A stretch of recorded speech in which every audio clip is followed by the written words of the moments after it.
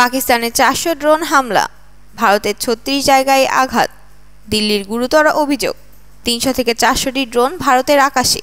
পাকিস্তানের এমন হামলা কি বিশ্বে নতুন অস্থিরতা সৃষ্টি করবে?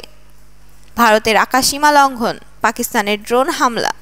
ভারতের সামরিক বাহিনীর উইং কমান্ডার বমিকা সিং জানিয়েছেন, 8 এবং 9 মে রাতের দিকে পাকিস্তান সামরিক বাহিনী ভারতের পশ্চিম সীমান্তে আকাশসীমা লঙ্ঘন করেছে। এই হামলা ছিল সামরিক স্থাপনাগুলোর ওপর আঘাত হানার উদ্দেশ্য। পাকিস্তান 36টি স্থানে এলওসি এবং আন্তর্জাতিক সীমান্ত বরাবর লেহ থেকে সির ক্রিক পর্যন্ত 300 থেকে 400টি ড্রোন পাঠায়।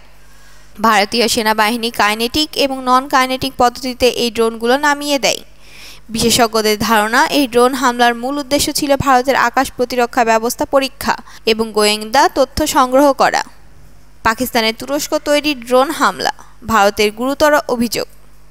আল জাজিরা তথ্য অনুযায়ী ভারতের সামরিক বাহিনীর উইং কমান্ডার বমিকা সিং সংবাদ সম্মেলনে জানিয়েছেন, পাকিস্তান গত বৃহস্পতিবার দিবাগত রাতে তুরস্কের তৈরি ড্রোন ব্যবহার করে ভারতীয় আকাশে হামলা চালিয়েছে।